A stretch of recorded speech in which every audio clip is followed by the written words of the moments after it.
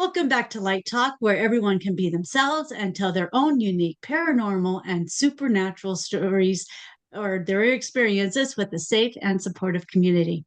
If you have a story you would like to share, email me at lighttalk423@gmail.com. And while you're at it, click on the like, share, and subscribe buttons. Well, let's get started. We've got a lot of good stories for you tonight. So let's hand the mic over. Welcome to the show. Hello, everyone. I'm JV Torres, writer, voice actor, director, film guy, video guy. It's like a long list of things that I do. But going way back, I want to tell a little bit of story about something that happened to me um, back in 2004. Okay, so this is 21 years ago now. Yeah, it's been 21 years ago now. It's a long time. Yeah, time goes by quick. But to give you a little context, this was during the time of the Iraq War when United States um, invaded Iraq.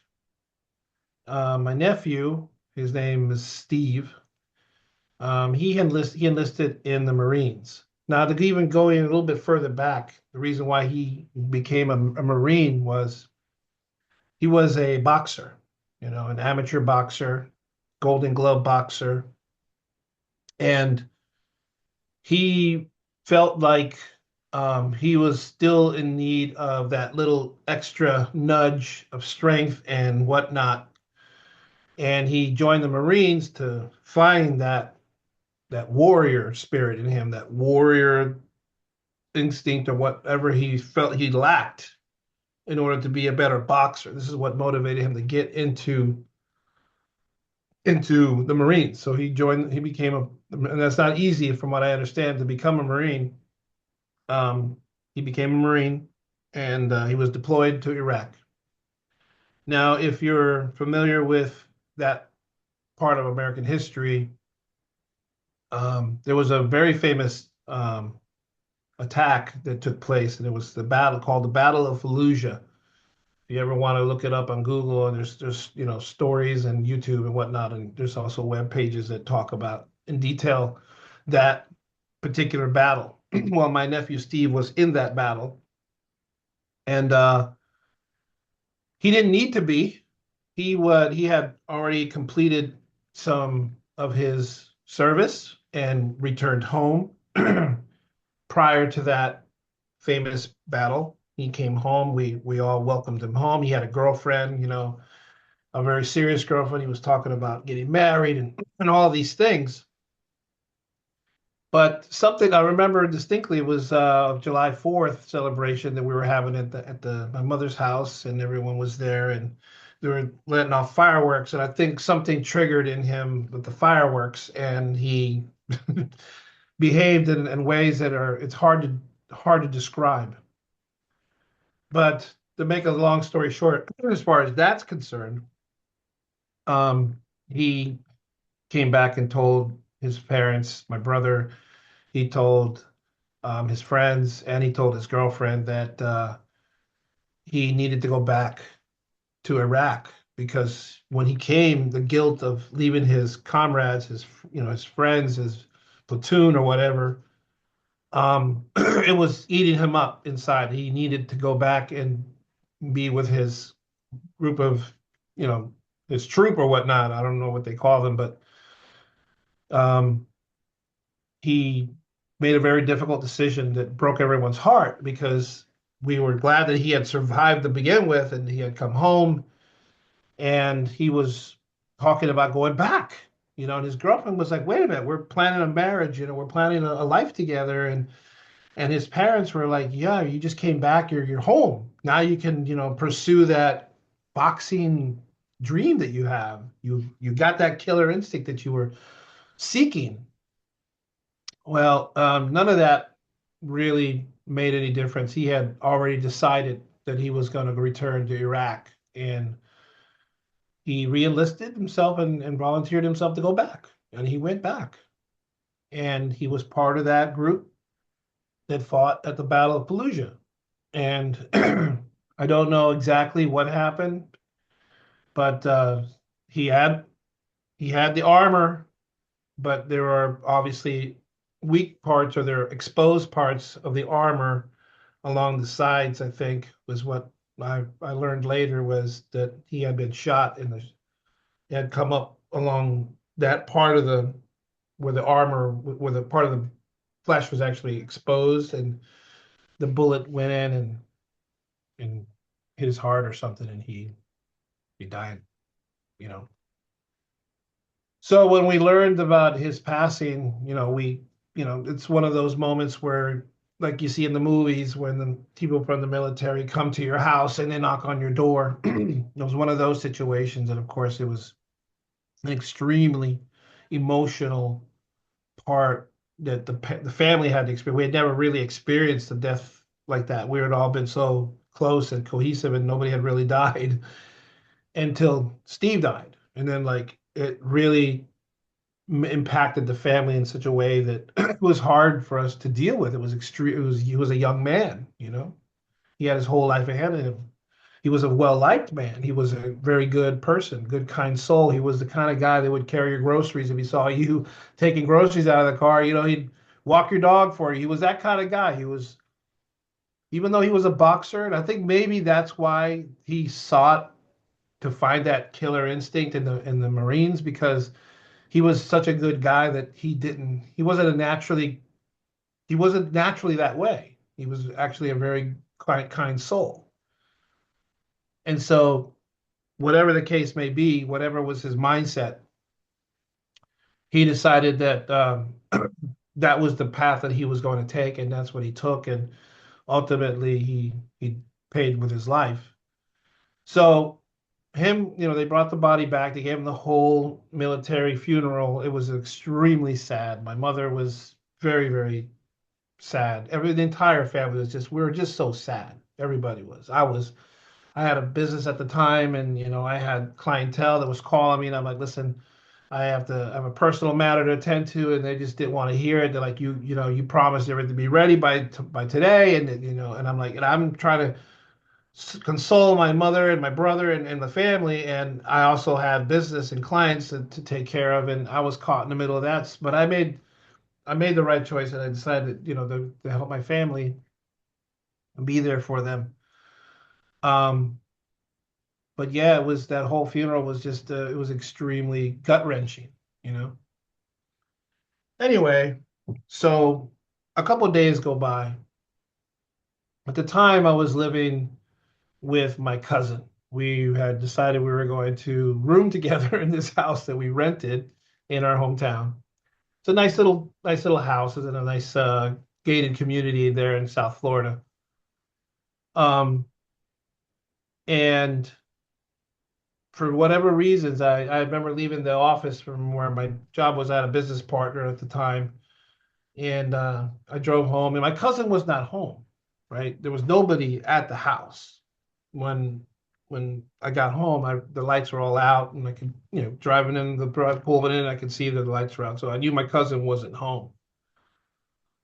But as I got ready to put the key in the door to open the door, something extremely heavy hit me. Like I felt like there was somebody inside of the house, and it gripped me. So I felt cold. I felt the hair on the back of my head. The head was standing up. I'm like my arms. I mean, I felt some presence. There was something inside this house that I felt was not of this world. I guess would be the best way to put it. And it was so jarring that I called my business partner at his house. I called him on my cell phone. I called him.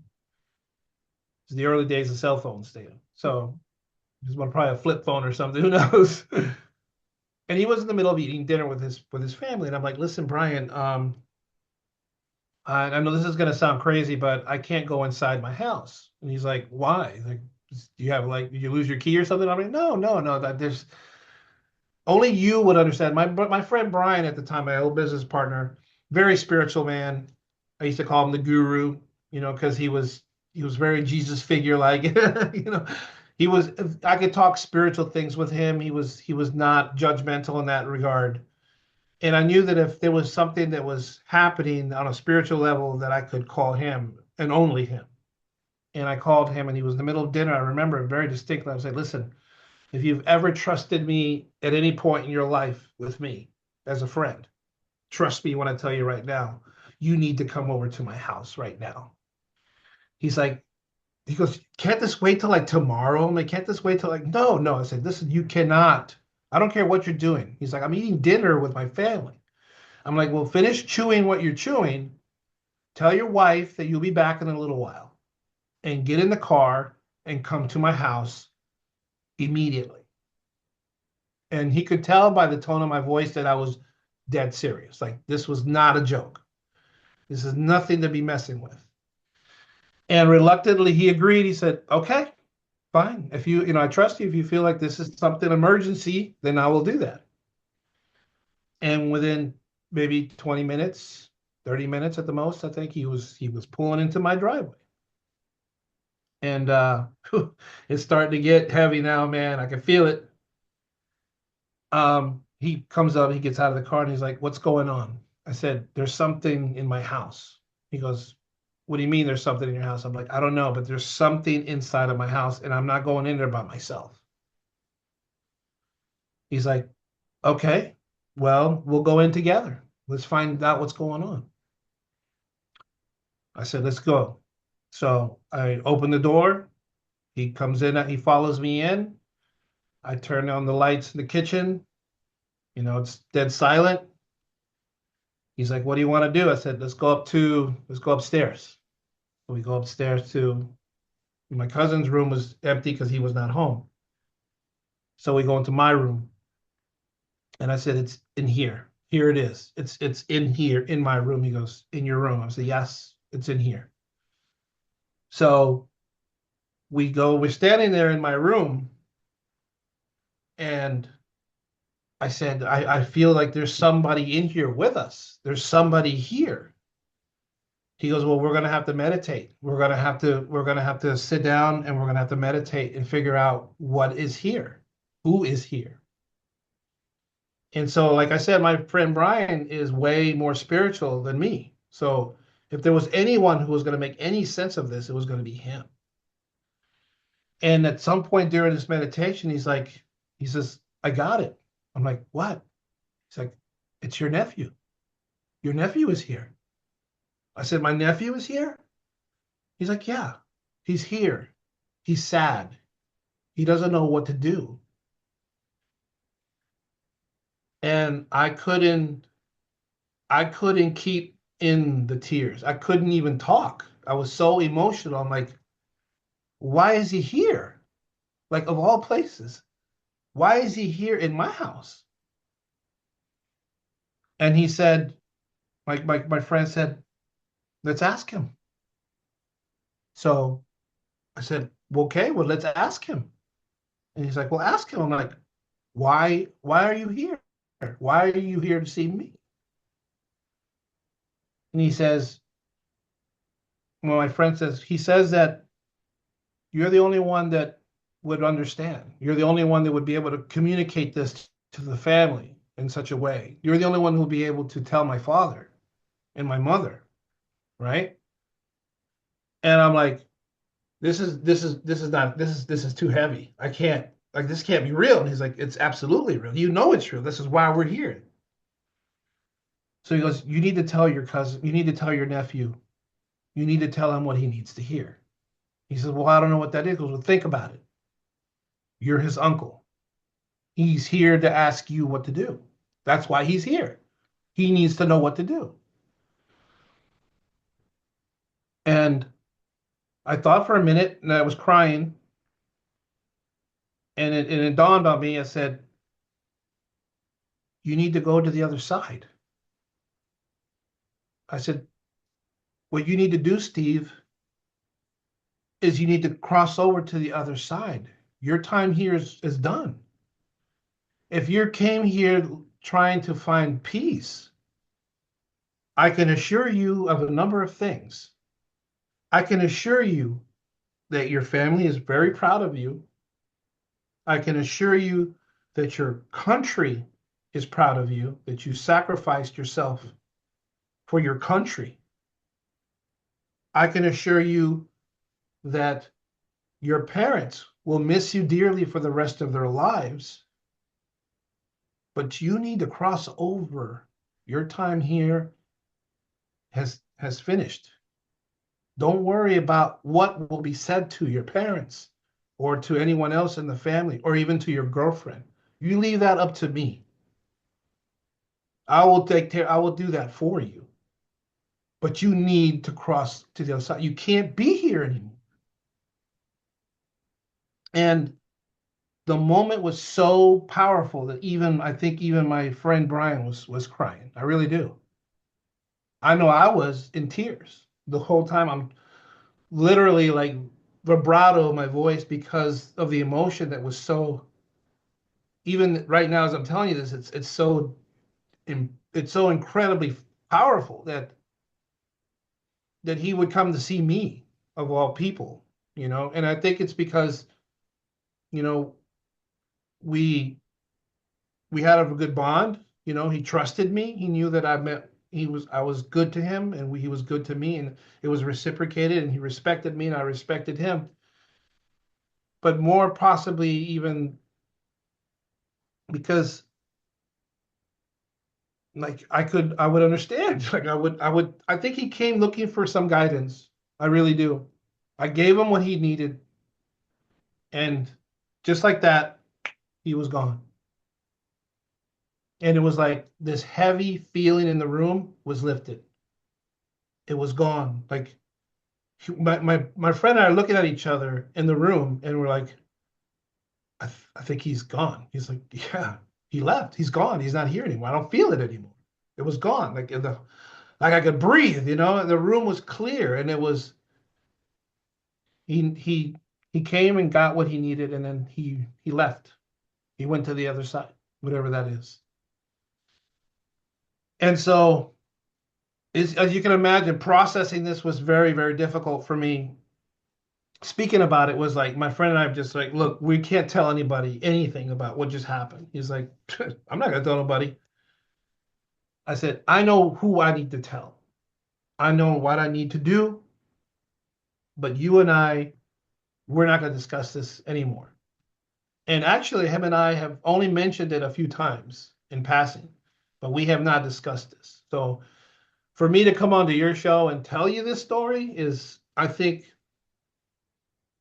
very therapeutic for me, I guess, in some ways, but just an affirmation that there is another side. There is a spiritual realm. It is real. I know it is real. And I don't need to have anybody tell me any different to try to convince me otherwise, because I already know, I've already experienced it. A couple of days later, maybe a week or so later, I went to see my brother. And I told him what happened. I told him every detail, just like I told you. He could not contain his tears. He was extremely emotional. He he thanked me. Probably one of the only times that I can remember calling my brother for thanking me for anything. But he thanked me that I told him this. It relieved him that, he could start the process of letting go of his son.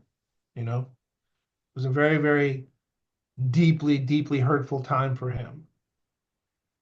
I told I have another brother. I told him, I didn't tell him all the details, but I told him what happened. He's like, you need to tell Jesse, you need to tell our oldest brother. And so I did. And I didn't say it again. I might have told this story one other time, maybe twice in the last 21 years until now, because it's such a deeply personal thing, you know. I think enough time has passed, and I'm hoping that sharing this story would affirm for any of your viewers, whoever's watching this, if you ever had any doubt about spirits of loved ones and whether or not they say they hang around or not. Yeah, that happens. It happens. I don't know. I don't think they hang around for very long, but they do hang around for a little bit until they till they figure out where they need to go. Because sometimes I don't know, I don't have the answer. I don't claim to be someone who can talk to spirits or anything like that. Just that one time. Just this one time in my life, you know. And I don't know how other people can do it where they say they talk to spirit. I mean, I don't think I could. I don't think I could handle it. Me personally, I just don't think I could, because that one time was enough for a lifetime. I don't want to. Not that I don't want to. It's just that I think you have to be chosen for that. I think there has to be something about you as an individual person, about whether or not you're willing to accept or willing to even channel and connect with someone at the spiritual level. You can connect with another person spiritually, but to connect with a spirit spiritually, that I think is very, very rare in life. I don't know how many people do that. I'm sure there are people that claim to do it. How much of it is real, I don't know. But whew, that was heavy. That was very heavy. You had me in tears too. That was beautiful. I mean, what a beautiful story that he was able to come to you and you took the initiative to help him and to be able to communicate with him, even though you went through a friend to do that to help you. You were there for him, and that is so amazing. And I'm getting chills through me right now. I mean, you are amazing person. That I was don't know. very deep. Part of me was like, I don't know if I could have done it by myself. I don't And know if I could maybe have done it by not. myself. Maybe not. And that's why you had your friend with you. And he was there for a reason, you know. It all happened the way it should have happened. And your nephew is just beautiful enough to come to you because he knew better. He knew you were going to help him. He I have knew a that. question. I question, and all these years I've questioned, like, how did he find me? Like, how did he know that was, I don't think in his life, I don't think he ever visited me at that house. How did he find me? Like, I don't know. That's one of those When mysteries.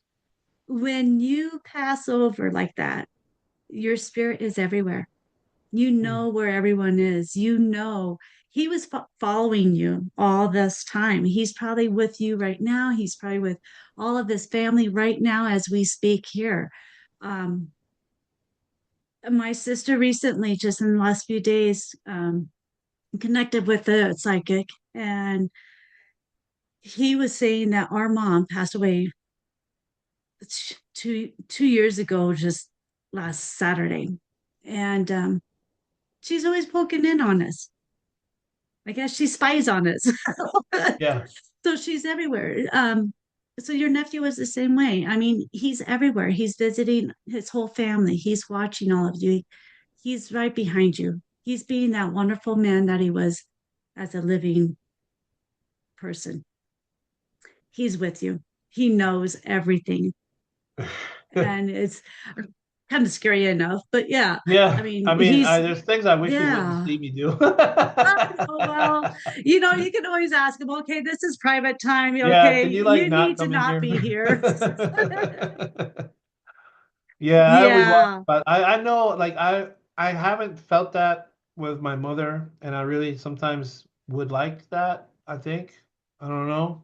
Like maybe it's better I don't. Well, if you ever I have do, heard just her ask her. voices. I've heard her voice and like in my dreams. She There comes you in my go. dreams, but There you go. Right there is a visitation. Right you there it know, is.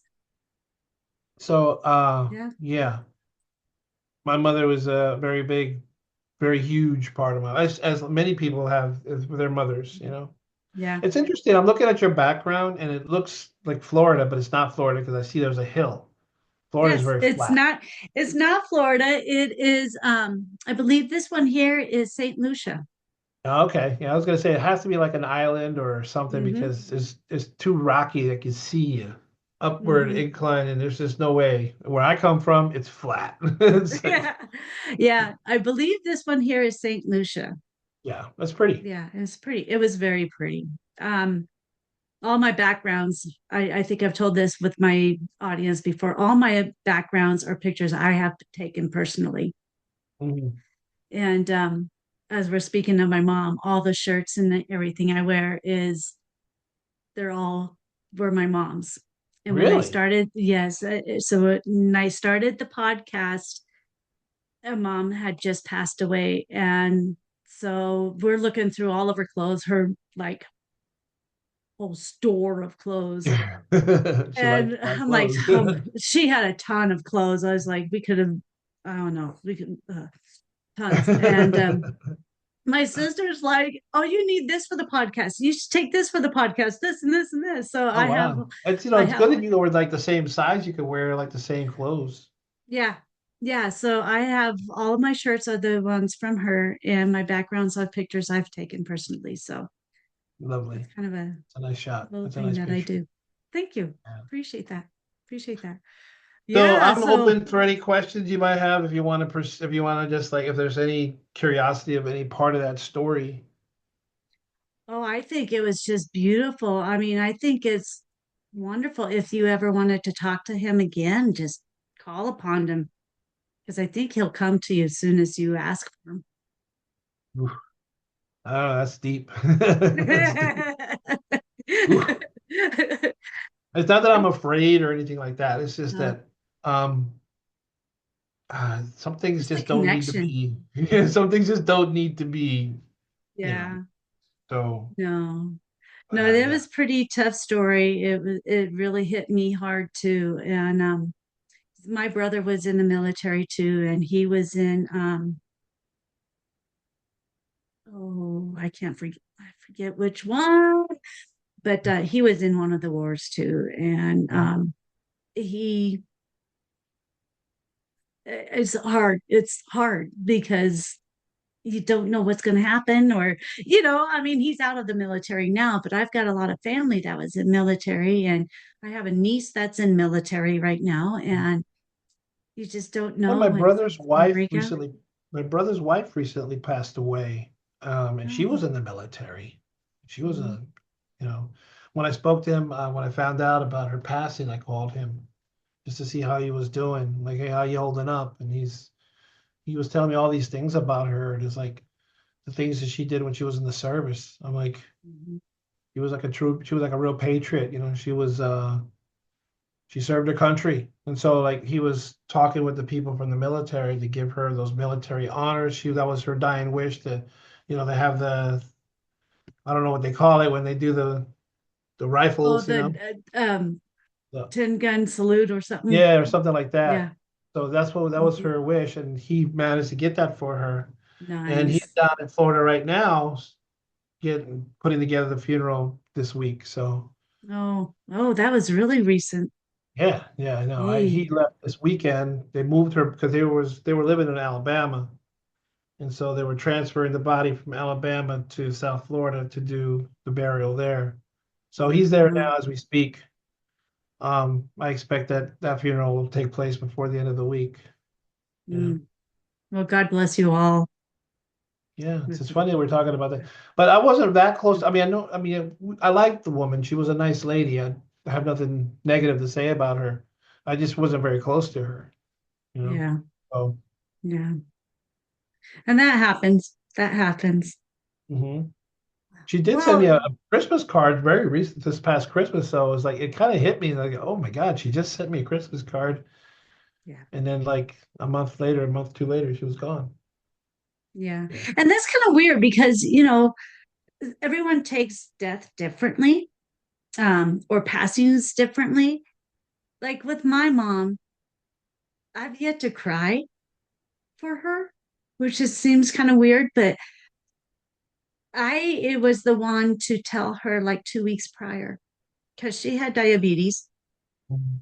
and she was going down. I mean, she was just not really not with us really anymore. Really, I mean, she had her good points and her down times, but I told her like 2 weeks before she passed, I go, Mom, I mean, when is your time? Just go when you're ready. Just do it because you know what? Us kids are going to be fine. and you're hurting all the time. It's like, when you're ready, just do it. And she passed day after Valentine's Day. So she passed on the 15th. Wow. Yeah. And her birthday was the 6th. So February 6th was her birthday, and the 15th she passed. So it's How like, long just do ago it, was mom. that? 2 years ago this year. It was only 2 years ago. Oh my God. Yeah. Yeah, my Yeah. mother passed in 2017, I want to say. Been 8 years, and that, you know, one of those Yeah. things is like, I think my Yeah. mom wanted to hang around longer. But Yeah. like, your situation with your mom, probably my mom was suffering a lot. She was Yeah. in pain a lot. She Yeah. was not able, she was not mobile anymore. So it was Pretty much. Yeah. like she was just laying there. She had to be cared for 24/7. It was not a life, Hmm. you know. Yeah. But I remember when she Yeah. was dying though, when it was like my sister's like, you if you want to say goodbye to mom, like you got to fly down like immediately. So I caught the Hmm. next plane and went home, and I got to see her in the hospital, and she had the mask on, and Hmm. she wanted to tell me something desperately. So she ripped that mask off to tell me what she needed to tell me, Yeah. and I got close to her, and in her ear, she told me that, she loved me and she was proud of me, that sort of thing. And Yeah. Yeah. It was pretty kind of cool. I mean, knowing that mom was hurting and everything, and she didn't want to leave. To be honest, she didn't want to leave because she didn't want to leave us kids. She told us that. She told me that, and I'm like, Mom, you've got to go when you're ready because you're in pain and yeah. whatever. And so, um, my dad took her to the hospital on the 15th, or actually on the 14th, the night of the 14th. And when they got to the hospital, she ended up having a cardiac arrest. And Mm. then, so she was pretty much on life support at that point.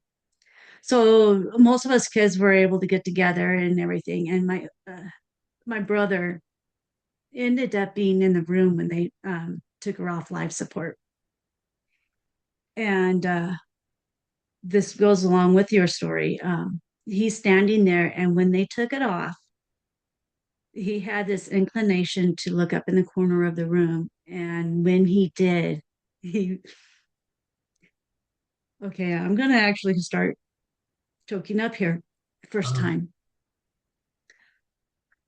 He, um, he was able to see when he looked up in the corner, he saw the tunnel. Oh my goodness. wow. Um, and he saw the tunnel, and I just pictured like this sparkly, beautiful realm right there. And then he saw my mom walking into the tunnel, and she turned around and told him, "It's all good. I'm gonna be okay." And she was gone. Wow. So my brother, I mean, so what you're saying is it's just his little journey to go into the tunnel. So you helped him go home. Yeah, he You needed helped to him go go into the home. tunnel. And that was, Maybe he yeah. maybe And he was wandering around the tunnel, not sure if he should enter or not. Maybe he felt like he still had one foot in, but he needed somebody strong to tell him, "You're yes. done here. Yeah. Like this is finished. You need to cross over." Hmm. You know? There's strength on either side of this realm, right? There's strength. You can find people that are strong in this realm, and there's strength on the other side as well. Hmm. And those energies will attract, you know, Yeah. Yeah. And they'll anyway, come about when it's time. when it's time, when Yeah. it's our turn, we'll be heading toward that tunnel as well, and we'll be Right. joining the people that left us, and we'll be Right. reunited in some other form. I believe that, we'll be reunited, but not like this. We'll be reunited in light form or spiritual form. Yep. But in a lot of Yep. ways, it's like, when you meet people in life, in, work or just, church or wherever you socialize with people, like sometimes you meet people that you feel like you've known them. Yep. Like something about that person, their aura, their energy, their light. There's something about who they are that you feel like Yes. you're just gravitate to that person, for whatever reasons. And Yeah. I believe that that attraction, you know, whether it's um, platonic or not, um, it stems from the spiritual part of us, Hmm. There's a reason why people say, I want to find my soul mate. There's a reason why people say soul mate, because that energy connection is it's beyond the flesh, Yeah. And the only way when you tell somebody, "Oh, I love you forever," like that's not possible in this body. The only way you love somebody forever is if you're in the form of spirit or light or something. There's something that And we does not. are. Yeah, And we are. Even though we're in this body, we are still a soul. yeah, We because still it's in have here. energy. Think about it. When somebody passes, we don't refer to them as a person, and we refer to them as a body, right? It's a body Just a soul. Just a because the soul. soul is Yeah. gone. The soul is the person, not the body. No, no. It's just a cover. It's just Yeah, a cover a to vessel, a form. vessel. Yeah. Yeah, a vessel. Or what Yeah. some people call it was a meat suit. A meat suit. It's just our meat suit. But I No, I mean, can't change this it's, one though. I can't change it for like Fabio or something. yeah, get my Superman cape on. No, I mean, Yeah. God put us in this form for whatever reasons, and I accept it. Mhm. You Yeah, know, exactly. I mean, that's who we are, and we have to just accept who we are as we are and enjoy the life that we have now and learn what we can, what we've come to earth for, so that we can be a better person when we head back to home. And yeah. we're only in school. This is only a school for us. It It's is a not home. school. It's just Yeah, we graduate to the other realm, whatever that other realm is. It was funny when I was much younger. I kept having these visions, right? And it was difficult for me to describe what it was. And one day I tried to just draw it, mhm. and it was basically Right. like a conclave, and then just kind of briveled out into like this Uh-huh. donut shaped thing. But when you look, I don't know where I was. It was online. I saw it. Like somebody had Uh-huh. designed this thing. There's actually a name for it. I can't remember what it's called now. Maybe I'll Right. send you the image so you can add it to your video later.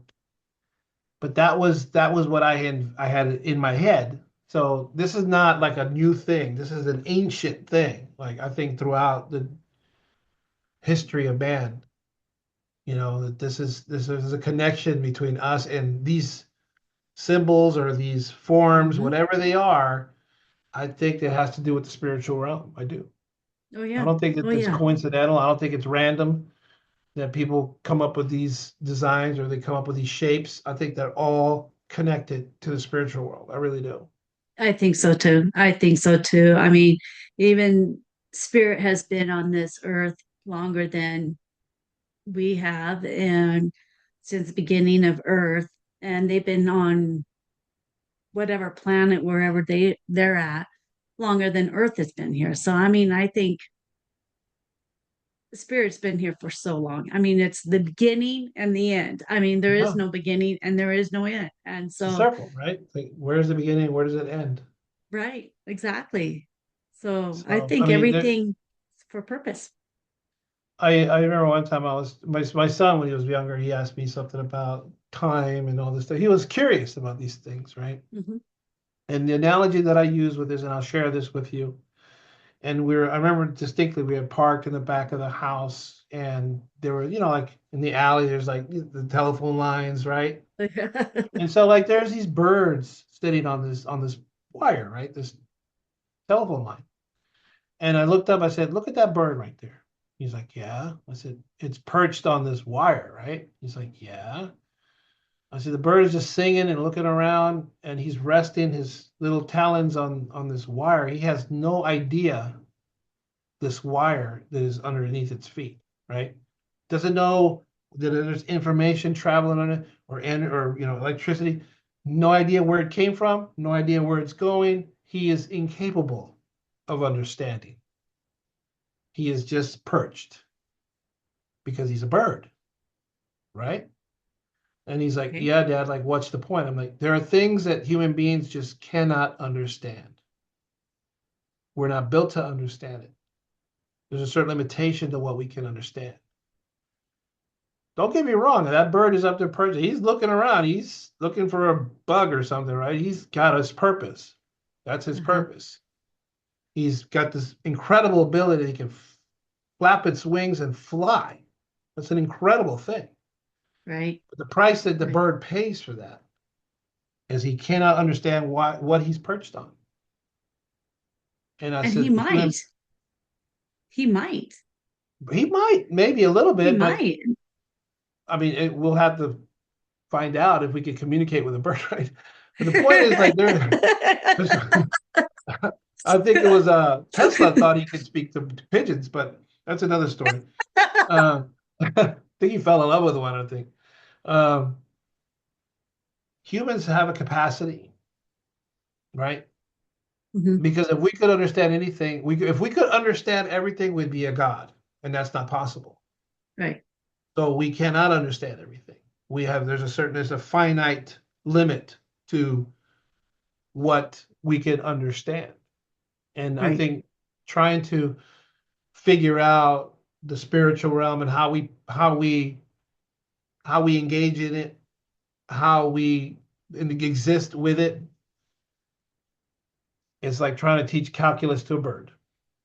But Good luck. I think the bird has a lot of intuition with it. And Sure. animals have their openness to where they are very closely related to spirit. So they are very intelligent. But see, I now think. you touched on something completely different, and the animals can connect to the spirit, and that's how they're plugged into existence, right?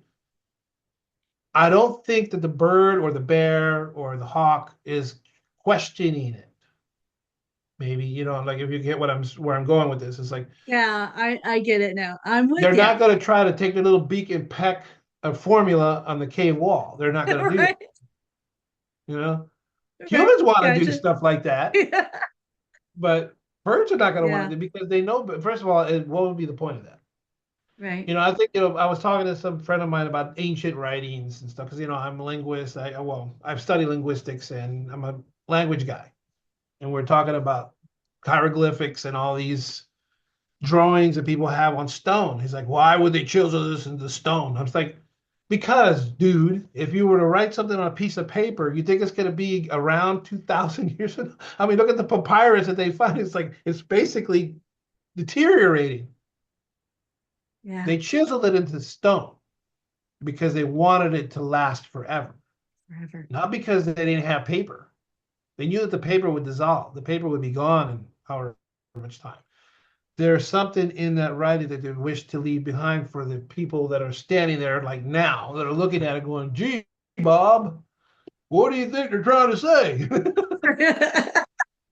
Read the But so much story. time has passed and those languages all died. Like, how are we gonna? I mean, there's a lot of that stuff. I mean, now they're saying with AI, they're able to decipher some of that stuff, crack the code, if you will. That's like cheating, if you ask me. But Yeah. I don't know.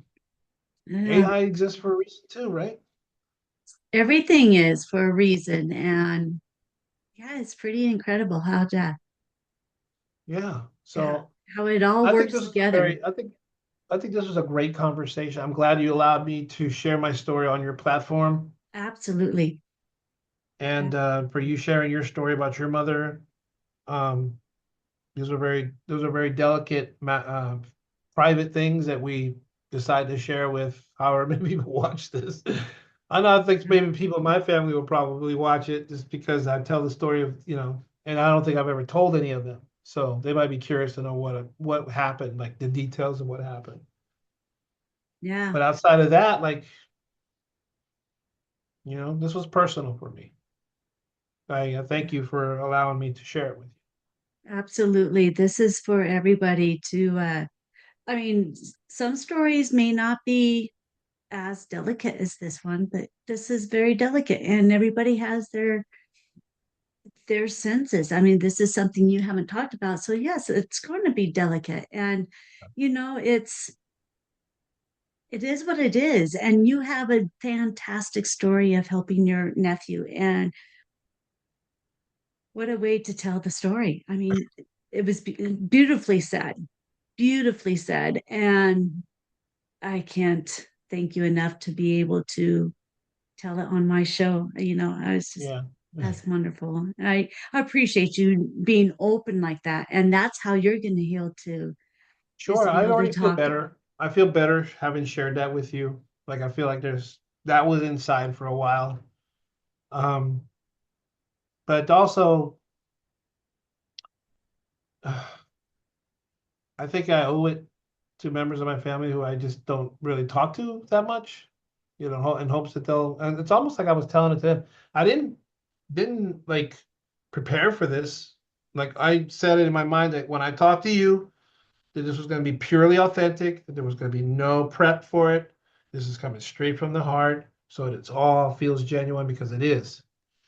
I did not want, there's no cue cards, there's no notes, there's nothing like that. I didn't want to, oh, remember to mention that. No, no, no, none of that. I'm going to mention what's in my heart, what I remember, what I recall, details, and just let it naturally flow. And it did. And that's the show. That's what the show is for people to tell their authentic stories and in their authentic ways for them. Yeah. I thank you so much for being on the show. I mean, this is so fantastic. And I know our time's almost up, and I know you have more stories to tell. So Well, if I want you're to invite you to my show, and I promise you we won't have as much of a limit. You can talk into your heart's desire. You own, you can come on my show and you can just say as much as you want. Hey, I have to see what your schedule looks like. So when we book it, I'll book it as if I'm seeing you, but in reality, you're going to be seeing me. I'm going to be emailing you the link. it's all good. We'll That get sound good? together and yeah, we'll get together and I'll have you back on the show to finish up some of your other stories because I know we had spoke before about ETs. Oh boy. Oh So we boy. have we haven't even started that Oh yeah, we story got more yet. to go. We got So definitely more ground to cover, don't we? Or more yes, airspace to cover, rather. yeah, we've got more to say. So you're gonna have to come back on and talk about that. I'd love to. So I'd love to, Dana. I'd love to. I okay, appreciate you giving me this chance. I do.